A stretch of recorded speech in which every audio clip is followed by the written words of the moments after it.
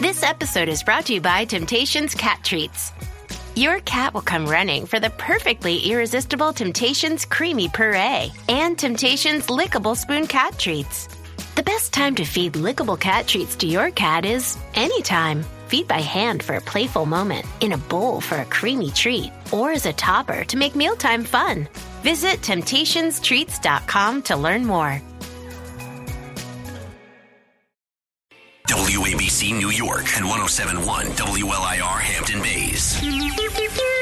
It's the 77 WABC News Hour. Sponsored by Secure Cash, LLC. Talking the news with Noam Laden.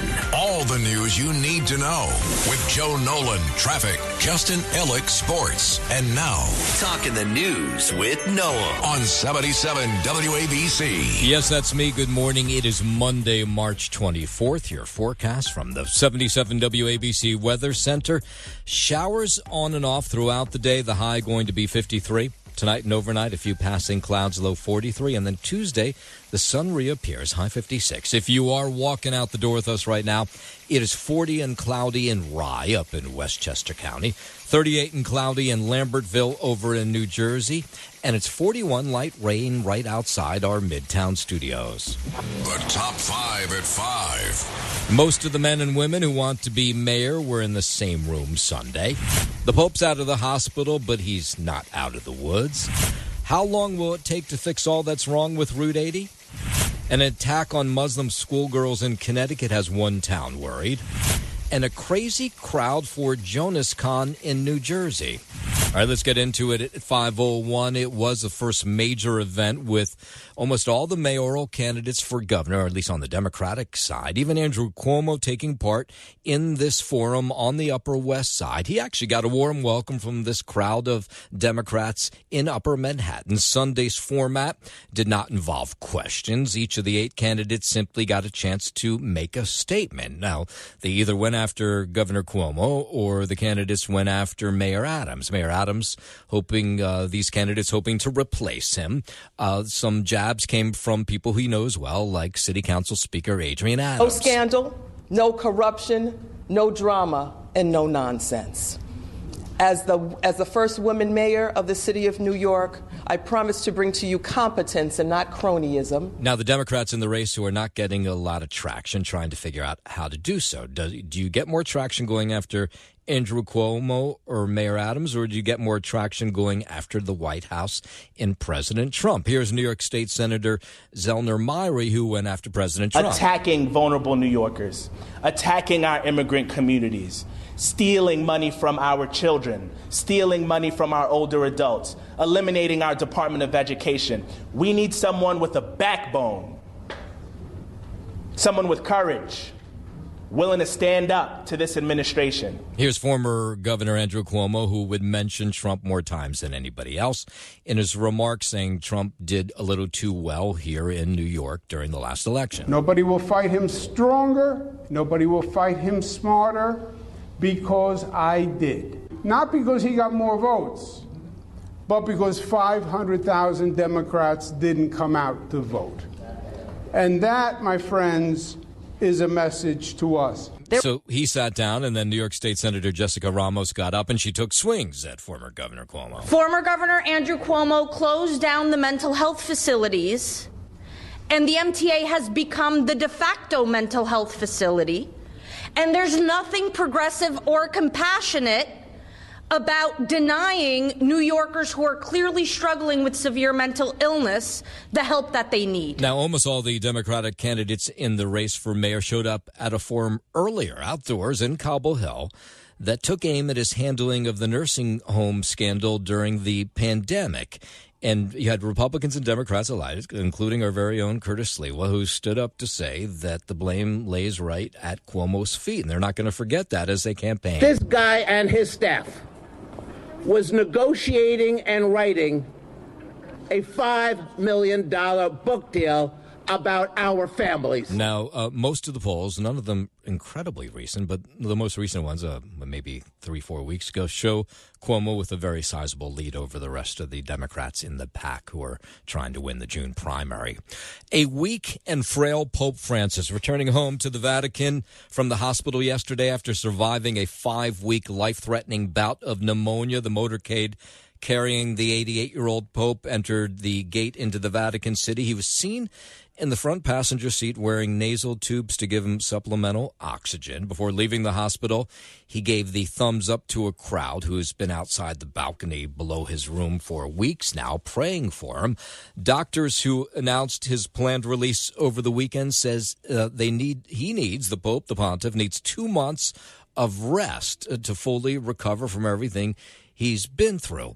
Over at St. Patrick's Cathedral yesterday, they were praying for the Pope and are happy that he's out of the hospital. I'm a nurse, so I'm very happy he went home. You do better at home than you do in the hospital. Archbishop Timothy Dolan talking about Francis during Sunday Mass at St. Patrick's. An added reason for our praise at Sunday Mass is the rosy news that comes out of Rome that our Holy Father seems to be recuperating. Pope Francis still having trouble speaking due to the damage to his lungs and his respiratory muscles, but doctors said such problems were normal, especially in older patients, and they predicted his voice would eventually return to normal. Back here in New York, Governor Hochul says she is not concerned about the threats from the Trump White House to take away federal funding if the governor doesn't shut off those congestion pricing cams. Remember, she was under threat to do so on Friday. Department of Transportation gave her another 30 days. I think there's always going to be threats coming out of Washington, tweets from secretaries. I have a direct communication line to the president, and I feel confident that we'll find a path forward. So U.S. Transportation Secretary Sean Duffy pushed back Friday's deadline another 30 days, demanding the tolling program be shut down and threatening to withhold federal aid for noncompliance. But the governor said she's not worried. She says she's in the right here. This is something that is working. And let us manage our own traffic. And the more people who get a chance to see the benefits, just walk around and talk to people. Ask if their lives are more enriched, whether they have more time with their families if they're a commuter. All right, so now we're waiting for another showdown that'll come, now in about 28 days. The owner of a Harlem funeral home speaking out after he was beaten, robbed, and threatened with a machete last month. 66-year-old Daniel Wilhelmina tells the Daily News he was stunned by the holdup. He says he told the two robbers this is a funeral home, not a bodega, as they relieved him of his wallet and cell phone and later used his credit cards to buy a pair of sneakers and a bottle of liquor. Wilhelmina told detectives that with tens of thousands in available credit, the thieves could have bought so much more. He said they should go to jail just for being stupid. One of the alleged robbers has since been caught. Larry Kofsky, NBC News Radio. WABC News Time 5:09. Malaysia's cabinet giving the final approval to the details of a so-called no-fine, no-fee contract with a U.S. company to look for the wreckage of Malaysia Airlines Flight 370 in the Indian Ocean. Of course, that's the plane that went missing all the way back in March of 2014. They've never found any sign of it. Now an American company says they think they can find it. Tony Waterman has more. Texas-based exploration firm Ocean Infinity will search a 5,800 square mile area along the ocean floor. It's unclear when the search will start, but Malaysian officials have agreed to pay $70 million if the wreckage is found. Now, that's a lot of money, but under the agreement, the Malaysian government won't pay anything if the search is unsuccessful. The firm says improved technology could help this time around. MH370 was traveling from Kuala Lumpur to Beijing with 239 people on board when it deviated from its route, then disappeared, likely crashing into the Indian Ocean. Now, there was a group that searched the Indian Ocean with some sort of high-tech stuff back in 2018, but they did not find anything. An American who had been held in Afghanistan for over 2 years back on U.S. soil over the weekend, thanking President Trump and Secretary of State Marco Rubio for getting him free. I'm in debt with the President Trump. Amazing, Thank God he's in the White House where he's at, and thank God George Glesman landed at Joint Base Andrews in Maryland over the weekend, set free after weeks of negotiations between the U.S. and Qatar. The 66-year-old, he was a Delta Airlines mechanic and been held captive by the Taliban after the group retook control of Afghanistan. So ecstatic that he's able to reunite with his family. Thanks to the government, thanks to Delta, thanks to my lovely wife she's the one that didn't lose hope. And Secretary of State Rubio thanking Qatar for helping secure his release, George Glesman's release.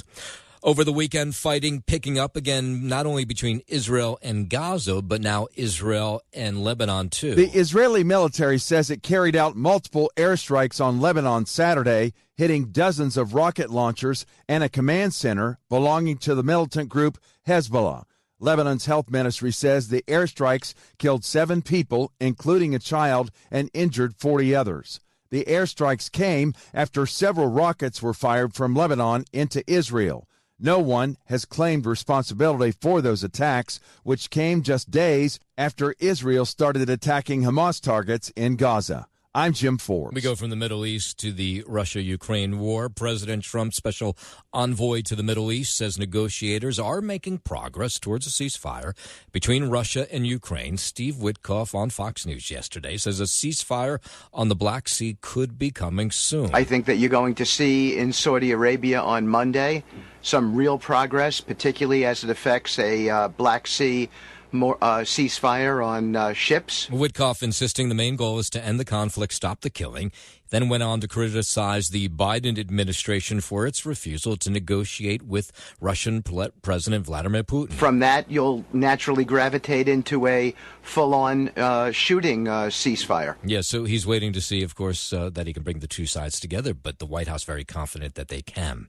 The Department of Defense investigating alleged information leaks coming from the Pentagon. On Friday, DoD officials announced they're looking into, quote, recent unauthorized disclosures of national security information and plan to use polygraph tests as part of the probe. He said the use of polygraphs, quote, will be in accordance with the law. The news comes after DOGE head Elon Musk met with Defense Secretary Pete Hegseth on Friday, the same day it was reported that Musk would be debriefed on U.S. military plans in China.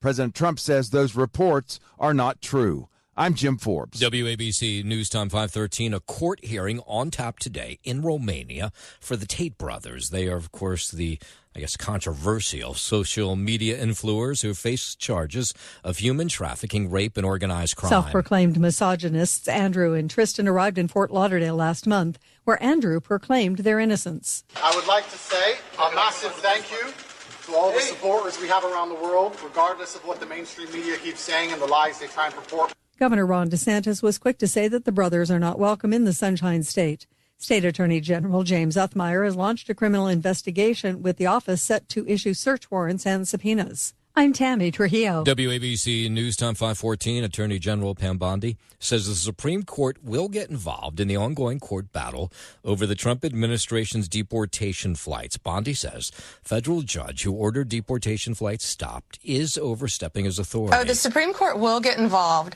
This is an out-of-control judge. Bondi accusing the judge of trying to set U.S. foreign policy, vowed that the Trump White House would continue to fight the judge's order in court. A federal judge trying to control our entire foreign policy, and he cannot do it. He's trying to ask us about national security information, which he is absolutely not entitled to. Yeah, so this battle stems from the Trump administration's decision to deport illegal immigrants it claims are gang members, even after a ruling by a U.S. district judge blocked those deportations. All right, 5:15. Let's head over to the 77 WABC Sports Desk. Happy Monday. Good morning, Justin Ellick. Happy Monday. Good morning to you, Noam Layden. Start here on the collegiate hardwood, which is where we'll stay, actually, in Providence on Saturday night, where John Calipari, I should say, and his Arkansas Razorbacks beat longtime nemesis Rick Pitino and number 2 seed St. John's 75-66. Zuby Ejiofor had 23 points and 12 rebounds for Big East champions St. John's. Conference Player of the Year, R.J. Lewis Jr., he had 9 points, half his season average. on 3 of 17 shooting and was benched in the waning minutes by Rick Pitino. The Red Storm shooting deserted them on Saturday, and they became the first team seeded 4th or better to exit the tournament up to that point. Arkansas will face third-seeded Texas Tech in the West Region semifinals in San Francisco. Other round 2 action from Saturday night, the final between BYU, the 6th seed, and 3 seed Wisconsin sees BYU win 91-89. BYU will move on to play 2 seed Alabama in the Sweet 16, following Bama's 80-66 win over 7 seed St. Mary's. 5 seed Michigan beating 4 seed Texas A&M 91-79 in the South region. Michigan will move on to play 1 seed Auburn in the Sweet 16, following Auburn's 82-70 win over 9 seed Creighton. Yesterday's action saw 1 seed Florida beat 8 seed UConn 77-75. Florida will move on to play 4 seed Maryland in the Sweet 16, following MD's 72-71 win over 12 seed Colorado State. 1 seed Duke beating 9 seed Baylor 89-66. Duke will move on to play 4 seed Arizona in the Sweet 16, following Arizona's 87-83 win over 5 seed Oregon. And other results from yesterday: 2 seed Michigan State beats 10 seed New Mexico and will meet 6 seed Ole Miss in the Sweet 16 after they beat 3 seed Iowa State. Also 3 seed Kentucky bested 6 seed Illinois and will meet 2 seed Tennessee in the next round, following their win over 7 seed UCLA. After a break in tournament play for a couple of days here, action will pick back up on Thursday night for the Sweet 16. That is your NCAA tournament recap there, Noam Laden. And with sports, I'm Justin Ellick on 77 WABC. Hey, business owners, make your cash secure again with Secure Cash LLC. Transporting your business's cash safely in armored trucks. SecureCashLLC.com. WABC News Time, 5:20. Education Secretary Linda McMahon says federal funding will continue for essential education programs amid a push by the Trump administration to shut down the Department of Education. She was on CNN's State of the Union yesterday, where she defended President Trump's executive order to initiate the closure of the department. The outward-facing programs that are going to be affecting students there's not going to be any defunding for those programs. McMahon says many of the programs the department funds will be transferred to other agencies. I think we're looking at putting things in different departments where they can operate very efficiently. And so we want to make sure that that funding continues in the departments where it needs to be, but at the same time,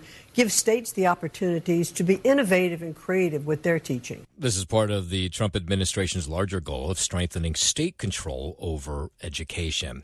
President Trump was touting his tariffs that go into effect next month over the weekend. April 2nd is going to be Liberation Day for America. We've been ripped off by every country in the world, friend and foe. He says the day his tariffs against Canada, Mexico, and China go into effect, he says Americans will see an economic boom after the tariffs. Then he was talking about Canada over the weekend and how he would like to make Canada a 51st American state. It would be a great state. It would be a cherished state. You add that to this country, what a beautiful landmass, the most beautiful landmass anywhere in the world. And he talked about the U.S.-Canada border. You know, you have that artificial line that goes, that straight artificial, that looked like it was drawn by a ruler. Somebody with I don't mean a ruler like a king, I mean like a ruler like a ruler. The president says his tariff threats have already prompted several companies to move their production plants from foreign countries back to the U.S. Border Patrol agents say security has increased in San Diego with the help of the Army and the Marines. They say the numbers have dropped from record highs, people coming across the border last year, thanks in part to these members of the military allowing Border Patrol agents to do their frontline jobs. They're a great backup that we have, filling roles that were once filled with Border Patrol agents, roles such as surveillance and detection. With the DOD down now here with us, helping us out, we're able to put those people in those roles and allowing agents to go to the front lines in a more law enforcement front. The Border Patrol agents say they've been asking for this kind of thing for a while. They say the military units have helped them put up lights and razor wire, have worked surveillance about people trying to sneak across into San Diego. It allows us to get out of those roles of caretaking, transportation, and processing, and puts us back on the front lines of the more law enforcement role, and we're able to apprehend human smugglers, drug smugglers. Infrastructure plays a big role in national security. It's a great tool for us here in San Diego sector. Specifically, the United States Marines are down here helping fortify that with concertina and wire that they're stretching out along the primary barrier and also our secondary barrier. It's kind of the same thing we're hearing from the Texas-Mexico border, that numbers are down, that the messages got out. It's not easy to sneak across the border anymore. Compared to last fiscal year, which is pretty historic for San Diego sector, last fiscal year, we apprehended here just in San Diego sector more than 324,000 people. This fiscal year, we're just above 43,000. So our trajectory is way down compared to last fiscal year. Yeah. WABC News Time 523. Let's go down to Washington. The IRS is nearing a data sharing agreement with U.S. Immigration and Customs Enforcement. The deal would allow immigration officials to use tax data in order to find suspected immigrants. The IRS currently allows migrants to file tax returns with individual tax numbers. After weeks of negotiations, administration officials have almost reached an agreement that would allow ICE to submit names and addresses of suspected migrants to the IRS, who would check the information against its confidential database. I'm Chris Coraggio. Remember when Senator Chuck Schumer was trying to convince Joe Biden to step aside so somebody else could run for the White House? Well, now they're asking him to step aside. I bet it doesn't feel so good, does it? He was on Meet the Press yesterday, the Democratic senator, defending his decision to vote for a Republican funding bill, which is what has so many of his fellow Democrats calling for him to step down as the Senate Minority Leader. Look, I'm not stepping down. And let me just say this, Kristen. I knew when I cast my vote against against the government shutdown that there'd be a lot of controversy. Schumer was on the Meet the Press yesterday, said if the bill had failed, the shutdown would have resulted in what could have been a whole lot worse than the bill going into effect. He says there's problems with the bill, but he said it would have been worse if the government is shut down. So he says he stands by his decision. The CR was certainly bad, the continuing resolution, but a shutdown would be 15 or 20 times worse. Under a shutdown, the executive branch has sole power to determine what is, quote, essential. Yeah, again, remember what he did to Biden? Now Nancy Pelosi, AOC are trying to do it to Chuck Schumer. So far, he says he is not going anywhere. 525, the U.S. Small Business Administration says it'll cut around 2,700 positions at the agency now. The jobs set for elimination make up about 43% of the workforce at the SBA. Officials say the cuts are part of an agency restructuring that'll focus on ending social policy agendas of the prior administration. Agency officials say the SBA loan guarantee, as well as disaster assistance programs and its field and veteran operations, will not be affected by the cuts. That officials say will include voluntary resignations and the expiration of COVID-era and other term appointments. I'm Scott Carr in Washington. We go from Washington down to Texas. That measles outbreak in West Texas has now surpassed the total number of cases seen nationwide all of last year. And health experts again say this is a huge deal. Outbreaks like the one currently in Texas and New Mexico with so many patients infected are very uncommon. Dr. Donald Karcher, he heads the College of American Pathologists. The latest numbers from the Texas Health and Human Services shows 309 confirmed cases of measles. And in neighboring New Mexico, there are now 42 cases, which is what they're worried about, that it'll spread from state to state. Outbreaks of measles, where there is spread from person to person within a community, are uncommon in the U.S. It is the most contagious of diseases, sicknesses. It's worth remembering that measles was eliminated as a regular community-acquired infectious disease in the U.S. in the year 2000. Yeah, the death toll remains at 2 down in Texas. The search continues today for a South Korean family that went missing after a deadly crash in northern Arizona. The family of 3 disappeared over a week ago while traveling from the Grand Canyon to Las Vegas. No one has heard from them since a winter storm caused a 22-vehicle pileup on Interstate 40 that killed 2. Investigators say the family's GPS may have rerouted them around the crash and onto a remote Forest Service road. The Korean consulate in Los Angeles is sending an official to work with local police. I'm Jim Ford. WABC News Time 529. A California surfer recovering in the hospital after he was attacked by a sick sea lion. R.J. Lamondola says he was floating off the coast of Oxnard when the sea lion bit him.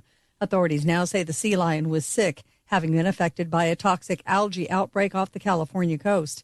The sea lion reportedly ingested domoic acid, which can cause heart and brain damage even in low doses. Since February, people going to the beach have been warned not to approach marine mammals that appear lethargic or comatose, as they could be sick because of the algae. I'm Tammy Trujillo. A little further northern up, the coast of California, Central California, being invaded by these large water rodents that apparently people are eating, and they taste like turkey. The nutria looks like a cross between a rat and a beaver and is native to South America. Now the semi-aquatic rodent has made its way to Fresno. Officials with the California Department of Fish and Wildlife say the 20-pound rat can consume up to 50 pounds of plants per day, above and below the ground, destroying crops and fragile ecosystems. Officials add they're also edible. Okay. And taste like turkey. Yeah. I'm Rob Martier. Okay, I'm not eating a rat. If I want turkey, I'm just eating turkey. Former Impractical Joker star Joe Gatto responding now to allegations of sex assault. This week, a woman posted a video on social media claiming the actor assaulted her. Gatto denied the allegations a few days later, saying, quote, "Working on myself is an ongoing process, and I am now going to take some time away from the public eye to focus my energies where I need to." He was a founding member of the hit prank show Impractical Jokers until he left the show in 2021 due to, quote, "issues in his personal life." I'm Jim Forbes. Neil Young canceling a free concert in Ukraine after he announced earlier this month. Young posted on his website that he could not, in good conscience, take his crew to Ukraine due to the changing situation on the ground, you think. A date had not been announced, but it would have been the new starting point for his Love Earth World Tour. In his announcement, Young extended his apologies to all the people of Ukraine who were waiting for him to show up. Legendary boxer George Foreman passed away over the weekend at 78 years old. His family announced he passed away peacefully on Friday at the age of 76, surrounded by loved ones. Foreman was a two-time heavyweight champion and gold medal Olympian who participated in two of the most infamous boxing matches of all time: the fight of the century against Joe Frazier in 1971 and the Rumble in the Jungle against Muhammad Ali in 1974. In their statement, his family said Foreman, quote, "lived a life marked by unwavering faith, humility, and purpose."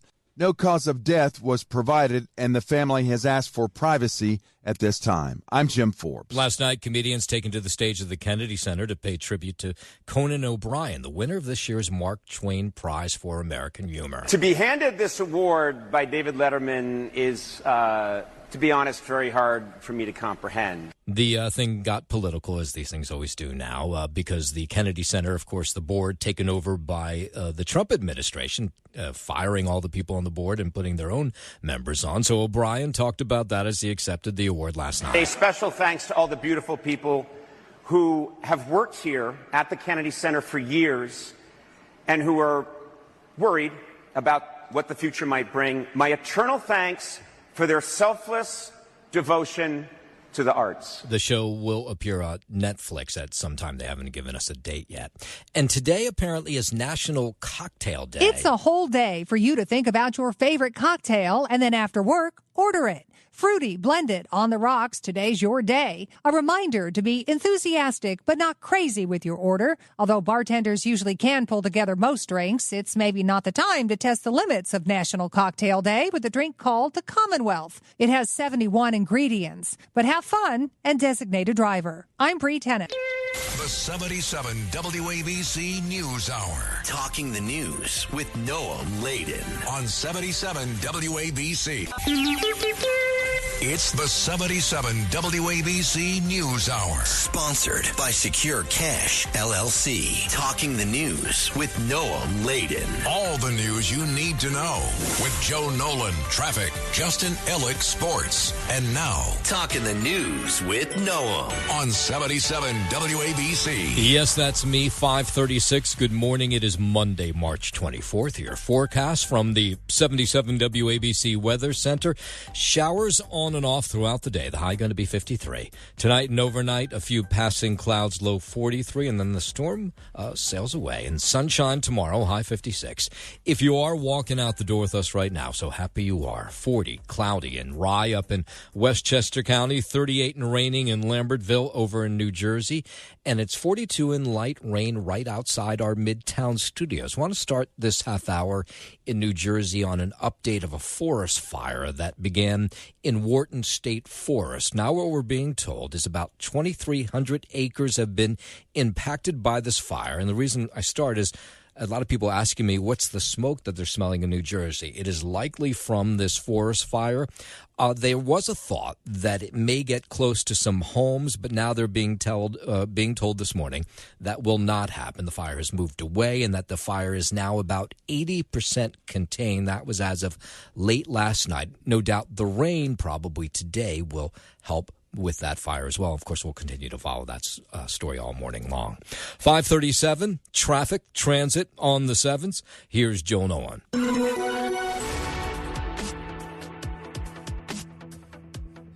Oh, okay.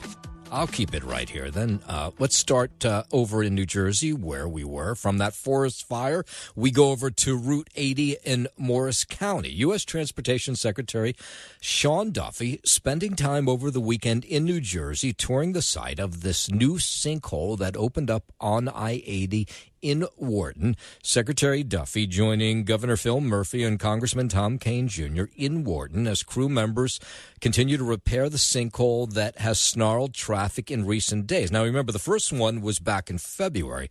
This new one showed up in the median last week. Either way, it has been a traffic nightmare to try to get through Wharton in Route 80. You have to get onto these side streets. It's doubling and tripling people's commute times. Sinkhole 2, now we just saw this sinkhole. This has been a nasty situation now for the past couple of months. It's only got worse. So the sinkhole opened up near exit 34. New Jersey Department of Transportation says that during a drilling operation, another sinkhole opened up on the median. So out of an abundance of caution, the state agency closed and detoured all lanes on Route 80 westbound at exit 34 until further notice. So now it's just, again, kind of a nightmare in the area. Here was Sean Duffy taking a close-up view of all this over the weekend. Well, I'm committed to Congressman Kean and the governor that we're going to do all that we can on the federal side to provide assistance and aid to New Jersey. We might have some legislative restrictions, and if that's the case, we're going to go to Tom Kean, who's going to drive the Congress to make sure you get the help that you need. Now, Governor Murphy says the goal is to reopen the westbound lanes of I-80 within the week, sometime this week. But the work on the eastbound side, that could take like another 2 months. NJ Transit's going to allow 50% off on the Morris-Essex line beginning Monday to get as many folks off the roads into trains. Yes, you heard that right. Now, there are conflicting stories, but I'll go with the 50% discount. There is one story this morning that they're offering free train service from those people affected in the Wharton area. But even 50% discount, that's pretty good, too. We'll try to sort that out before the morning is out. Let's bring it back here into the city, out to Queens. A woman found dead in the water at a park in Queens yesterday. A person passing by, this was about 11 a.m. yesterday morning, found the body. This is right near where people fish at the entrance to Fort Totten Park. Police recover the body of a woman. They think she's in her 40s or 50s. At the same time, apparently, they also found blood on a parked white Mercedes nearby. So they're trying to piece whether all of this is all connected. And as you might guess, on what was a beautiful day yesterday, there was a lot of people in the park hearing about this who were wondering what the hell's going on. It's New York, so anything can happen, but I wouldn't expect this to happen where I'm here. It's definitely shocking and a little alarming considering that we live so close and then it could be anybody we know. So it's definitely raises some eyes. The park is secure because it contains a historic fort and military property used by Army Reserves. It also is used for NYPD FDNY training, so it's guarded by officers around the clock. So the thought is, if there's a crime that took place here, it should be relatively easy to figure out who's behind it, or at least have a picture of the person who's behind it. I still feel safe. Yeah, I'm going to keep walking. You know, I'm sure we'll find out what happened, but that's the state of the world today. Yeah, the medical examiner now has the body to determine how that woman died. WABC News Time 5:43. Former Yankee star Brett Gardner's teenage son unexpectedly died after falling ill on vacation. Brett Gardner, his wife, announced the teenager's death via the Yankees' social media pages. He's just 14 years old. Miller Gardner became ill along several other relatives on a trip. The statement they put out is that we have so many questions and so few answers at this point, but we do know that he passed away peacefully in his sleep on the morning of Friday, March 21st, they wrote in the statement. The couple, who share an older son, did not disclose any further details about the trip or the illness that Miller may have contracted, but of course just a terrible time. They're asking for privacy. Over in New Jersey, paper shopping bags may soon make a comeback at New Jersey retail stores under a proposal that's set to be announced by state lawmakers later today. A state Senate committee will take up a proposal that would ease on disposable shopping bags. Press of Atlantic City reports it would allow supermarkets and other retailers to provide disposable paper bags as long as they're made from at least 40% recycled materials. Opponents of the bag ban say it has backfired, with discarded reusable bags creating more waste than one-time use bags. Environmentalists say consumers have come to accept reusable bags and the ban should not be watered down. Larry Kofsky, NBC News Radio in New Jersey. In a moment, we'll tell you about two Muslim students who were attacked by a 12-year-old. We'll get into that story in just a moment. But first, 5:45, let's head over to the 77 WABC Sports Desk. Here's Justin Alec. Thank you, Noam Layden. Start here, obviously, on the Collegiate Hardwood in Providence on Saturday night, where John Calipari's Arkansas Razorbacks beat longtime nemesis Rick Pitino, number 2 seed St. John, 75-66. Subi Ejiofor had 23 and 12 for Big East champions St. John's, who ended the year 31-5. Conference Player of the Year R.J. Lewis Jr. had 9 points, half his season average on 3 of 17 shooting. He just didn't show up for the big one and got benched in the winning moments of this one.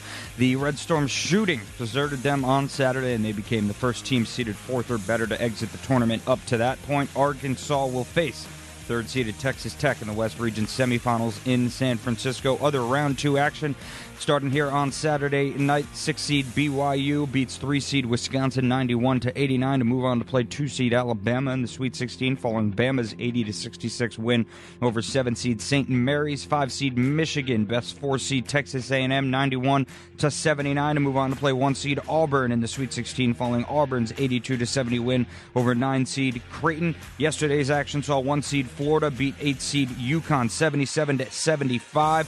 They'll move on to play 4-seed Maryland in the next round, following Maryland's 72-71 win over 12-seed Colorado State. And 1-seed Duke ran roughshod on 9-seed Baylor, 89-66 in the East region. Duke will move on to play 4-seed Arizona in the Sweet 16, following Zona's 87-83 win over 5-seed Oregon. 2-seed Michigan beats 10-seed New Mexico, and they'll meet 6-seed Ole Miss in the Sweet 16 after they beat 3-seed Iowa State. Also 3-seed Kentucky bested 6-seed Illinois, and will meet 2-seed Tennessee in the next round, following their win over 7-seed UCLA after a break in tournament play for a couple of days here. Action will pick back up on Thursday night for the Sweet 16. That is your NCAA men's basketball tournament recap. Noam and I'm Justin Alec with your sports on 77 WABC. WABC News Time 5:48. Let's go up to Waterbury, Connecticut, where a 12-year-old Connecticut student who police say assaulted 2 of her Muslim classmates has been accused of a hate crime in the attack. 4 7th-grade students apparently involved in this altercation at Wallace Middle School in Connecticut. It happened 2 weeks ago. Not clear why the story is only coming to light now. May have to do with the charges against that teen. The injured girls were wearing hijabs, and the chapter on the Council of American Islamic Relations say they're convinced that's why that they were attacked. Well, it took them 2 weeks to get back to school because there's lots of fear about going back to the same building in which they were attacked. But they went back to school last week. The 12-year-old charged in juvenile court with intimidation based on bigotry and bias in the first and second degree. A second student's been referred to a youth diversionary program rather than being arrested. That is, the head of care says tired of hearing these type of attacks happening. No apology has been made from the attackers to the twin girls who were victimized in this Islamophobic bullying incident, nor has there been any contact between the families. The Waterbury Department of Education says they recognize the attack as bullying, and they say they've taken disciplinary action against the students involved. Nearly all the men and women running to be New York City's next mayor coming together yesterday to urge voters not to support former Governor Andrew Cuomo. They were there to commemorate the deaths of all those men and women in nursing homes while Cuomo was governor during the height of the pandemic, when he directed nursing homes to readmit hospital patients who had tested positive for the coronavirus. So some of those families spoke out during this event, and it was interesting to see almost all the Democrats, minus Andrew Cuomo, and some of the Republicans, including Curtis Lewa, at this event yesterday. We're Democrats and Republicans and independents. Andrew Cuomo victimized in nursing homes, over 15,000. That's Adrian Adams for Cuomo, a Democrat who resigned in 2021. He doesn't want to be reminded of that. He also doesn't want to be reminded of the sexual harassment scandal that pushed him out of office. Lots of candidates speaking out yesterday saying this wasn't political, but I guess it kind of is political. They're all running for mayor against him. Here was Curtis Lewa. Every time when you shake Andrew Cuomo's hand and you forgive him, and you endorse him for mayor, wipe the blood of the dead off his hands. Several of Mr. Cuomo's opponents have made it clear they're going to try to get some momentum by highlighting the sexual harassment allegations against Cuomo and this nursing home scandal that took place.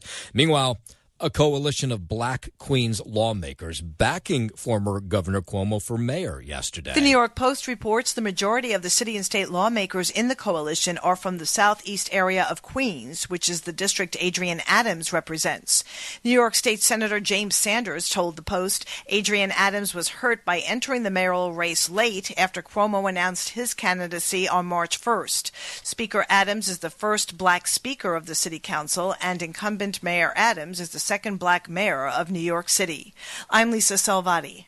WABC News Time 5:52. New York City restaurants will be allowed to start assembling their outdoor dining setups this week. Some New Yorkers say they're not happy about the fact that these dining sheds are being set up again. Not very hygienic, a lot of rats and working overnight.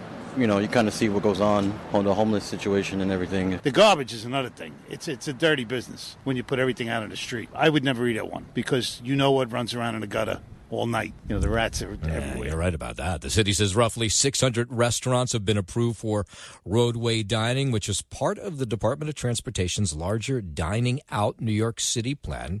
So again, it'll look like it did during the height of the pandemic. Not as many restaurants will have the setup, but the idea is that they're open air. You can't have enclosed sheds as they were during some of these sheds during the pandemic. There was a couple on 10th Avenue that looked beautiful. Then you seen some of them that threw up like a shack. Like when I was a teenager, I built the friggin' clubhouse. You know what I mean? I mean, overall, it does take away from the look and feel of the streets, of everything. Yeah, not everybody likes them, so everybody bracing for the return. You're going to start seeing them this week. So you're talking about the wooden shacks? Yeah, I think they impede the flow of traffic. I think they're a little bit dangerous. I think, if a car hits them, it can cause a lot of injuries and stuff. It's all about the parking. They take away parking like crazy. That's true. What is it, until November? Right, so what's the big deal? Yeah, the parking, of course, is a huge issue here in New York City. They think about 2,000 restaurants will take part in the sidewalk cafes, setting up their sheds from April and having to take them down by November. 5:53, let's go out to Long Island, where a Fort Salonga man facing a Nassau County judge following the stabbing of another man during a dispute over the weekend. Police say Matthew Nickerson drove to the home of his ex-girlfriend on Split Rock Road in Oyster Bay and got into an altercation with a 24-year-old man who was at the house with her.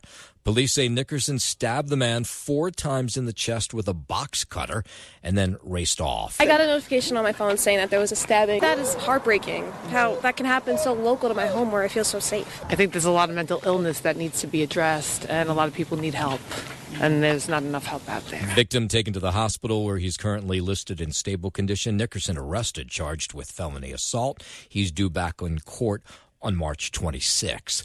A 49-year-old man is dead after being hit by an e-bike rider in Brooklyn over the weekend. Police say it happened on Franklin Street in Greenpoint. The New York Daily News reports Luis Cruz was crossing in the middle of the street at around 7:30 in the evening when the 26-year-old e-bike rider slammed into him.